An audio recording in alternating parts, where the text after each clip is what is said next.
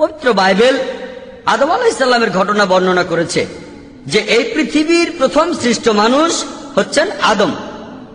আর বাইবেলের সময়টাও বলা আছে আনুমানিক 5800 বছর আগে। বর্তমানে বিজ্ঞানীরা বিভিন্ন প্রত্নতাত্ত্বিক আর নৃতাত্ত্বিক প্রমাণ থেকে বলেন যে পৃথিবীর প্রথম মানুষ কয়েক লক্ষ বছর আগে এসেছিল। কোরআনও বলছে যে আদম হলেন পৃথিবীর প্রথম মানুষ, কিন্তু কোরআনে এরকম অবৈজ্ঞানিক সময় বলা হয়নি। বাইবেলে নূহ আলাইহিস সালামের ঘটনা বলা হয়েছে। নূহ আলাইহিস সালাম একটা বন্যা হয়েছিল, পুরো পৃথিবীতে বন্যা হয়েছিল। জেনেসিসের অধ্যায় নম্বর 6, 7, 8 পৃথিবীতে একটা বন্যা হয়েছিল যেখানে পৃথিবীর সব জীবজন্তু পানিতে ডুবে গিয়েছিল আর বন্যায় মারা গিয়েছিল। শুধুমাত্র নূহ আলাইহিস সালামের নৌকায় যারা উঠেছিল তারা বেঁচে গিয়েছিল। বাইবেলে যে সময়টা বলা হচ্ছে সেটা আনুমানিক খ্রিস্টপূর্ব 21 থেকে 20 অব্দ। বর্তমান প্রত্নতাত্ত্বিক নিদর্শন আমাদের বলে যে মিশরের 11তম রাজবংশ আর ব্যাবিলনের 3য় রাজবংশ, সে সময়ে তাদের রাজত্ব তারা চালিয়ে গেছেন খ্রিস্টপূর্ব 21 শতাব্দীতে। নূহ নবী সম্পর্কে কোরআনও বলেছে প্রায় একই রকম বন্যার কথাও, কিন্তু এখানে সময় বলা নেই। আর কোরআনে যে বন্যার কথা আছে সেটা একটা এলাকার, পুরো পৃথিবীতে যে বন্যা হয়েছে সে কথা বলা নেই। বলা হয়েছে এই বন্যাটা হয়েছিল নূহ নবী যেখানে ছিলেন সেই এলাকাটার মধ্যে। এ ব্যাপারে বিজ্ঞানীরা কোনো আপত্তি করেন না। তাহলে আপনি নিজে এখন বুঝতে পারছেন যে কোরআন বাইবেল থেকে কপি করা হয়েছে নাকি হয়নি। আমার নাম আশোক কিশোরানী, আমি হলাম সম্পাদক আরিয়া মার্ক পত্রিকার। আমার প্রশ্নটা করার আগে আমি ডাক্তার নায়েককে ধন্যবাদ জানাই তার এই জ্ঞানগর্ভ লেকচারের জন্য। আপনাকে আমার সালাম জানাই। একটা ভুল শুধরে দিয়ে প্রশ্নটা করছি, সেটা হলো আপনি বললেন রজনীশকে হিন্দুরা ভগবান বলে মানে। কথাটা ঠিক না। অনেকেই তাকে মানে, তবে হিন্দুর মধ্যে কেউ তাকে ভগবান বা ঈশ্বর বলে মানে না। কারণ আমাদের ধর্মগ্রন্থে স্পষ্ট লেখা আছে ঈশ্বর হলেন অবিনশ্বর, নিরাকার, অজন্ম, অমর, স্বনির্ভর। আপনি ঈশ্বরের যে গুণগুলি বললেন সেগুলো আমরাও মানি। এবারে আমার প্রশ্নটা হলো, পবিত্র কোরআনে উল্লেখ করা হয়েছে যে আগে অনেক রাসূল আর আসমানি কিতাব আল্লাহ তাআলা বিভিন্ন সময় বিভিন্ন জাতির বিভিন্ন দুর্যোগময় সময়ে পাঠিয়েছেন। এখন এই সব রাসূল আর আসমানি কিতাব এগুলো তো আপনারা বিশ্বাস করেন, সেই হিসাবে বেদ শাস্ত্রকে কি আপনারা আসমানি কিতাব বলে মানেন? আর হিন্দু ধর্মে যেসব অবতার আছেন তাদের কি বিশ্বাস করেন? হিন্দু ধর্মের এই সব ধর্মগ্রন্থ আর অবতারদের কি আপনারা আল্লাহর প্রেরিত বলে মানেন? ভাই, প্রশ্ন করার আগে আপনি বললেন যে হিন্দুদের মধ্যে সবাই ভগবান রজনীশকে মানে না। ভাই, এ কথা আমি কখনো বলিনি যে হিন্দুদের সবাই ভগবান রজনীশকে মানে। এখানে সবকিছু রেকর্ড করা হচ্ছে, পরে দেখে নেবেন আপনি। আমি বলেছি কিছু লোক ভগবান রজনীশকে ঈশ্বর মানে। এখানে কিছু ভুল বোঝাবুঝি হয়ে গেছে আপনার আমার মাঝে।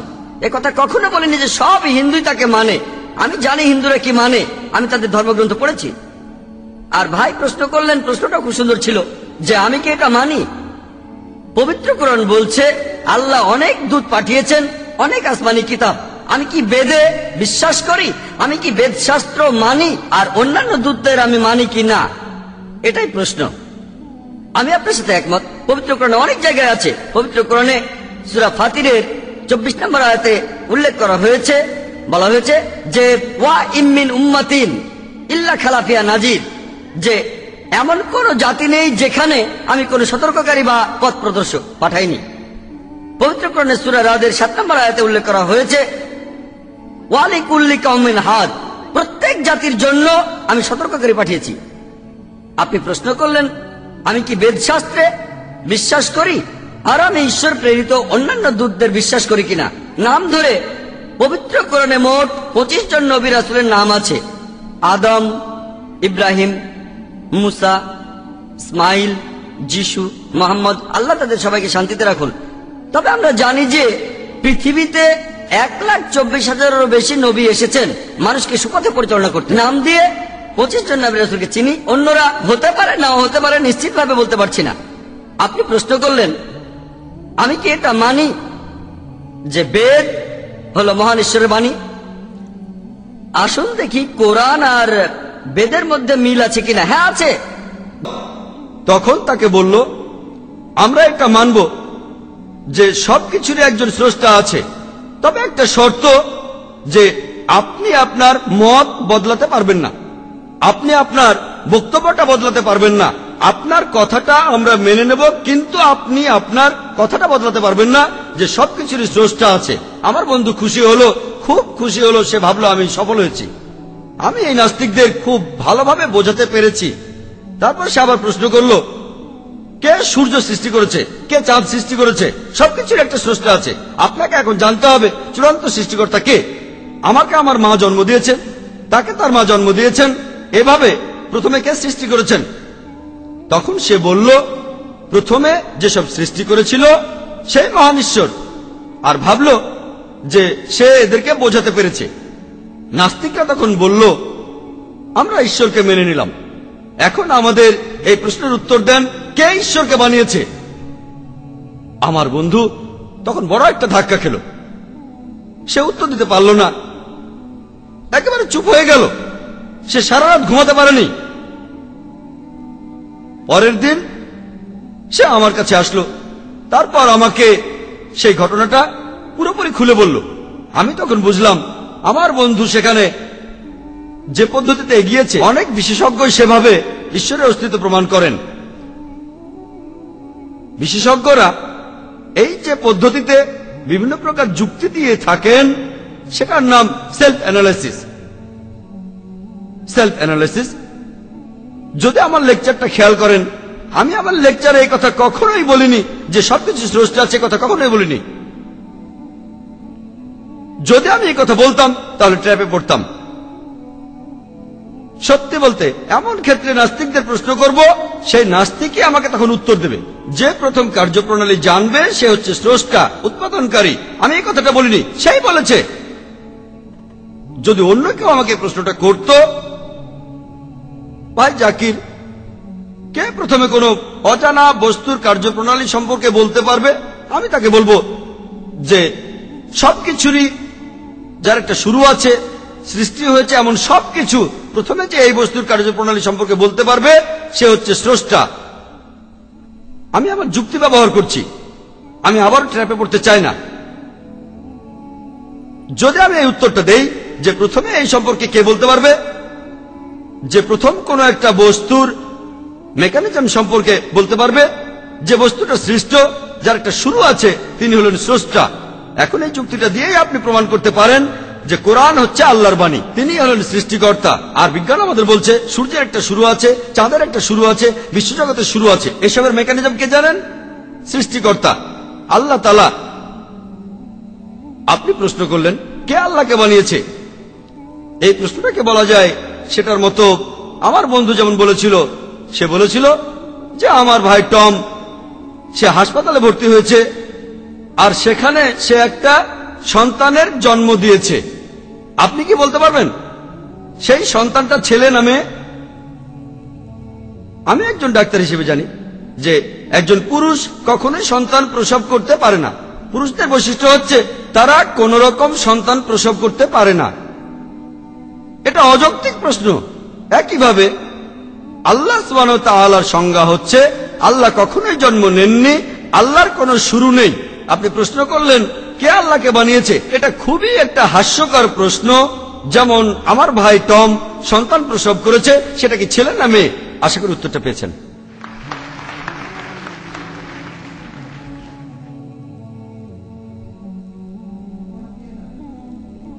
আমার নাম মোহাম্মদ আশরাফ, আমি একজন স্টুডেন্ট। আমার প্রশ্নটা হলো, অনেক পশ্চিমা বিশেষজ্ঞ অভিযোগ করে যে নবী মোহাম্মদ কোরআন লিখেছেন আরবদের সমাজ সংস্কারের জন্য, আর বলেছেন এটা হলো আল্লাহর ওহী যাতে সবাই মানে।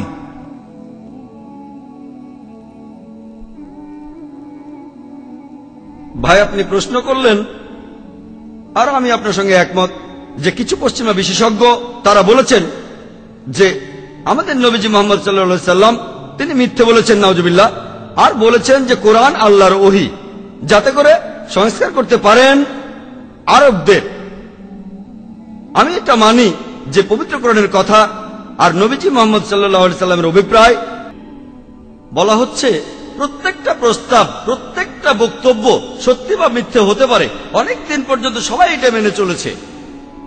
100 বছর আগে একজন লোক এমন প্রশ্ন করলো, সবাইকে জিজ্ঞেস করলো, যদি প্রত্যেকটা বক্তব্য, প্রত্যেকটা প্রস্তাব সত্যি বা মিথ্যে হতে পারে, এটাও তো একটা বক্তব্য, এটাও তো মিথ্যে হতে পারে, এটা মিথ্যে হলে কি হবে? পুরো গণিত শাস্ত্র তখন ভেঙে পড়তে লাগলো। বিশেষজ্ঞরা সবাই আলোচনায় বসলেন। তারপর তারা একটা নতুন মন্তব্য করলেন, নতুন থিওরি, যে যখন কেউ একটা শব্দ ব্যবহার করে, সেটা হতে পারে ব্যবহার করছে, শব্দটাকে ব্যবহার করা হচ্ছে অর্থটা বোঝানোর জন্য, শব্দটা নয়। কিন্তু শব্দটা যখন উল্লেখ করছেন তখন শব্দটাকেই বোঝাচ্ছেন, অর্থটা নয়। আপনাদের একটা উদাহরণ দেই। ধরেন আমি বললাম যে আকবর, আকবর খুবই ছোট। আমার কথাটা ঠিক আছে, সে একটা ছোট ছেলে, তার নাম আকবর, সমস্যা নেই। কিন্তু যে লোক আরবি জানে সে তখন প্রতিবাদ করবে, আকবর তো ছোট না, আকবর মানে মহান। এখানে শব্দটা উল্লেখ করেছি, শব্দটা ব্যবহার করিনি। আমি আরেকটা উদাহরণ দেই। ধরেন আমি বললাম 3 সবসময় 4-এর আগে আসবে, কেউ এটার প্রতিবাদ করবে না, 3 সবসময় 4-এর আগে আসবে। কিন্তু একজন সে আমাকে বলল, না, ডিকশনারিতে 3 আসবে 4-এর পরে, কারণ বর্ণমালায় চ আগে আসে। সে তখন বলবে, সে আমার কথাটা 3 আসে 4-এর আগে, সেটা ভুল। ডিকশনারিতে 3 আসবে 4-এর পরে, কারণ বর্ণমালায় চ আগে। আমি যখন বলেছি 3 আসে 4-এর আগে, আমি এখানে অর্থটা বোঝাচ্ছি, আমি শব্দটার কথা বলছি না। তখন সেই লোক প্রতিবাদ জানালো, সে এখানে শব্দটার কথা বলছে, অর্থটা বোঝাচ্ছে না। তাহলে একটা শব্দ যখন ব্যবহার করি সেটা 2 ভাবে করা যায়, হয় অর্থ দিয়ে বা শব্দ দিয়ে। আমার লেকচারে কোরআনের একটি আয়াত বলেছিলাম, সূরা নিসার 82 নম্বর আয়াতে উল্লেখ করা হয়েছে, আফালা ইয়াতাদাব্বারুল কুরআনা ওয়ালাউ কানা মিন ইনদি গায়রিল্লাহ লাওয়াজাদু ফী ইখতিলাফান কাসীরা, যে তবে কি তারা কোরআন সম্পর্কে অনুধাবন করে না, এটা যদি আল্লাহ ব্যতীত কারো কাছ থেকে আসতো তাহলে সেখানে অনেক অসঙ্গতি থাকতো। অর্থ একেবারে পুরোপুরি পরিষ্কার, কেউ কোরআনের একটা অসঙ্গতিও বের করতে পারেনি। তাই কোরআন ঈশ্বরের বাণী। কিন্তু কেউ হয়তো এভাবে বলতে পারে, আমি অসঙ্গতি বের করব। কোথায়? সূরা নিসা 82 নম্বর আয়াতটা বের করেন, অসঙ্গতি শব্দটা সেখানে আছে, পবিত্র কোরআনে ইখতিলাফ শব্দটা আছে, কোরআন ভুল প্রমাণিত হবে। পবিত্র কোরআনে ইখতিলাফ শব্দটা আছে। যদি কেউ এমন বলে, আমি বলবো, দাঁড়ান, পুরো আয়াতটা পড়ে দেখেন, তারা কি কোরআন সম্পর্কে অনুধাবন করে না? এটা যদি আল্লাহ ব্যতীত কারো কাছ থেকে আসতো তাহলে সেখানে অনেক অসঙ্গতি থাকতো। আরবি শব্দটা ইখতিলাফুন কাসীরা, অসঙ্গতি শব্দটা ইখতিলাফ শব্দটা কোরআনে মাত্র একবারই আছে। তাই উল্লেখ করার দিক থেকেও পবিত্র কোরআন ঠিক আছে। এই ইখতিলাফ শব্দটা মাত্র একবার বলা হয়েছে, আর এখানে বলা হয়েছে ইখতিলাফুন কাসীরা, অনেক অসঙ্গতি, তাহলে ঠিক আছে। আরেকজন লোক হয়তো এসে বলবে, ঠিক আছে, মানলাম ইখতিলাফুন একবার বলা হয়েছে, কিন্তু কোরআন বলছে তারা কি কোরআন সম্পর্কে অনুধাবন করে না? এটা যদি আল্লাহ ব্যতীত অন্য কারো কাছ থেকে আসতো তাহলে অনেক অসঙ্গতি থাকতো। অনেক অসঙ্গতি শব্দটা তো কোরআনে আছে, ইখতিলাফুন কাসীরা শব্দটা তো আছে, তাহলে কোরআন আল্লাহর বাণী না। হয়তো আপনাদের বুঝতে একটু সমস্যা হচ্ছে, আমি পরে একটা সহজ উদাহরণ দিয়ে বোঝাবো। এটা বোঝা একটু কঠিন। উল্টোটা সবসময় সত্যি হয় না। কোরআন বলছে তবে কি তারা কোরআন সম্বন্ধে অনুধাবন করে না? এটা যদি আল্লাহ ব্যতীত অন্য কারো কাছ থেকে আসতো সেখানে অনেক অসঙ্গতি থাকতো। কোরআনে কথা বলছে না যে কোরআনে যদি অনেক অসঙ্গতি থাকে তাহলে সেটা আল্লাহর বাণী নয়। কোরআনে যদি এটা বলা থাকতো যে এখানে যদি কোনো অসঙ্গতি থাকে তাহলে সেটা আল্লাহর বাণী নয়, তাহলে কোরআন ভুল প্রমাণিত হতো। আল্লাহ তাআলা বুঝে শুনেই শব্দ নির্বাচন করেছেন, কারণ ভাইস ভার্সা মানে উল্টোটা সবসময় সত্যি নাও হতে পারে। আমি আরেকটা উদাহরণ দেই। ধরেন আমি যদি বলি বোম্বে শহরে যেসব মানুষ বোম্বেতে থাকে, বোম্বে শহরে বাস করে, তারা সবাই ইন্ডিয়ান। ধরেন কথাটা সত্যি, কিন্তু এর উল্টোটা সত্যি নাও হতে পারে। সব ইন্ডিয়ান বোম্বে শহরে থাকে না, থাকতে পারে, নাও থাকতে পারে। তাহলে কথাটা হচ্ছে উল্টাটা সবসময় সত্যি নাও হতে পারে। তাই কোরআন যখন বলে তারা কি কোরআন সম্বন্ধে অনুধাবন করে না, এটা যদি আল্লাহ ব্যতীত অন্য কেউ পাঠাতো সেখানে অসঙ্গতি থাকতো। যদি অসঙ্গতি থাকে আল্লাহর বাণী হতেও পারে আবার নাও হতে পারে, কিন্তু কোরআনে কোনো অসঙ্গতি পাবেন না। আরেকটা উদাহরণ দেই, সূরা মুমিনুনের 1 ও 2 নম্বর আয়াতে উল্লেখ করা হয়েছে যে সত্যিকারের মুমিনরা সালাতে বিনীত হয়। 100টারও বেশি নাম রয়েছে, আর এটাও মানছি যে সেই নামগুলোর একটা হচ্ছে রাজিক, অর্থ যিনি আমাদের খাবার দেন। এখন ভাই আপনি প্রশ্ন করলেন, তাহলে ইথিওপিয়ায় মানুষ কেন না খেয়ে মারা যাবে, শিশুরা কেন অনাহারে মারা যাবে, কেন প্রাপ্তবয়স্ক লোকজন অনাহারে মারা যাবে? পবিত্র কোরআন বলছে যে আল্লাহ সুবহানাহু ওয়া তাআলা রক্ষাকারী, তিনি সবাইকে রক্ষা করেন। তবে একই সাথে কোরআন বলছে যে আমি মানুষকে পরীক্ষা করি সম্পদের অভাব দিয়ে, বিভিন্ন রকম বিপর্যয় দিয়ে, যেমন দুর্ভিক্ষ। তিনি আমাদের বন্যা দিয়ে পরীক্ষা করেন, এটা দেখার জন্য যে সত্যিকারের বিশ্বাসী কে। আল্লাহ সবাইকে সবকিছু দিতে পারেন, কিন্তু তিনি পরীক্ষা করেন তোমাকে যদি একটু খাবারের কষ্ট দেই এরপরেও কি তুমি আমাকে বিশ্বাস করবে, তোমাকে যদি দারিদ্র্যের মধ্যে রাখি এরপরেও কি তুমি আমাকে বিশ্বাস করবে। আল্লাহ পরীক্ষা করেন। সূরা মুলকের 2 নম্বর আয়াতে উল্লেখ করা হয়েছে যে এই পৃথিবীর জীবনটা পরকালের জন্য একটা পরীক্ষা। এই পৃথিবীর জীবন পরকালের জন্য একটা পরীক্ষা। তাই এক একজনের জন্য এক এক রকম পরীক্ষা, সবার পরীক্ষা সেটা একরকম হবে না। আপনি আমি ভাগ্যবান, আমরা খাবার পাচ্ছি, তবে আল্লাহ আমাদের পরীক্ষা করছেন অন্য দিক থেকে। আল্লাহ আপনাকে সম্পদ দেবেন আর দেখবেন আপনি আল্লাহর পথে খরচ করছেন কিনা। সবাইকে একইভাবে না, কাউকে খাবার দিয়ে পরীক্ষা করছেন, কাউকে সম্পদ দিয়ে, কাউকে তাদের সন্তান দিয়ে, কাউকে স্বামী স্ত্রী দিয়ে, আলাদা আলাদা ভাবে পরীক্ষা দিতে বসে বলতে পারবেন না যে এখানে সবাইকে একই রকম প্রশ্ন দিতে হবে। তবে এখানে পরীক্ষাটা যাই হোক বিচারটা সঠিক হতে হবে। কোরআন বলছে মালিক ইয়াউমিদ্দিন, তিনি হলেন কর্মফল দিবসের মালিক। তিনি আপনাকে যে পরীক্ষাটা দেবেন সেটা দিয়ে তিনি বিচার করবেন। ধরেন দৌড়ের একটা প্রতিযোগিতা, সেখানে একজন লোক খোঁড়া, তার পা নেই। সেটা যদি 100 মিটার দৌড় হয় তাকে 50 মিটার সামনে রাখেন, আর যে লোকের 2টো পা আছে সে প্রথম থেকেই শুরু করবে, তাহলে দুজনেই সমান সুযোগ পেল। তাহলে আল্লাহ তাআলা আপনাকে যে পরীক্ষাটা দেবেন সেই অনুযায়ী তিনি আপনার বিচার করবেন। আশা করি উত্তরটা পেয়েছেন।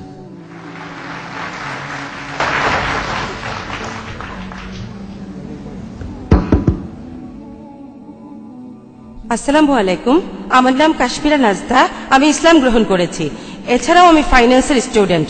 আমার প্রশ্নটা হলো, আপনি আপনার লেকচারে বললেন যে কোরআনে কোনো অসঙ্গতি নেই, ঠিক আছে, কিন্তু পবিত্র কোরআনে একটা আয়াত আছে, আমি রেফারেন্সটা ঠিক জানি না, তবে আল্লাহ পবিত্র কোরআনে বলেছেন যে তিনি কিছু মানুষের হৃদয় মোহর করে দিয়েছেন। কিন্তু আমরা সবাই জানি যে মানুষের চিন্তা করে ব্রেন, আর কোরআন বলেছে মন। এটা একটু পরিষ্কার করবেন?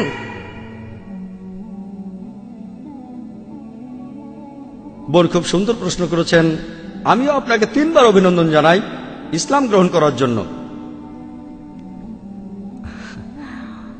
আপনি বললেন যে আল্লাহ পবিত্র কোরআনে বলেছেন, আমিও তার সঙ্গে একমত যে আল্লাহ হৃদয় বন্ধ করে দেন, মোহর লাগিয়ে দেন তার হৃদয়ে, আর এতে করে সে লোকগুলো কাছে আসে না, সত্যের কাছে আসে না, তাদের হৃদয়ে মোহর দেয়।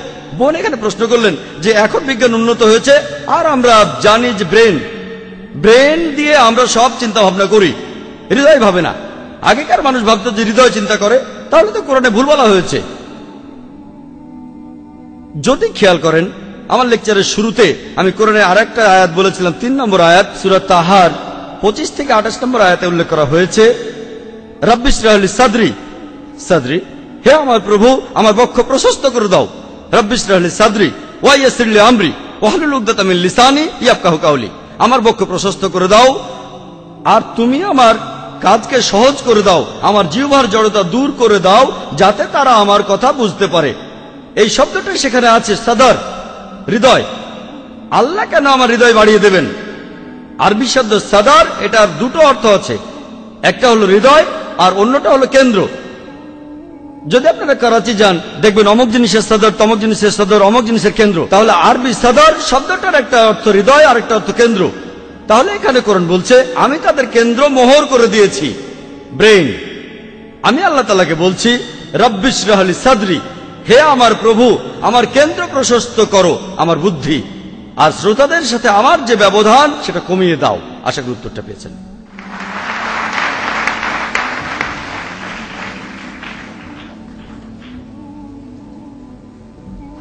আসসালামু আলাইকুম, আমার নাম খালেদ। ডাক্তার জাকির, এটা কি অসঙ্গত নয় যে কোরআন ইবলিসকে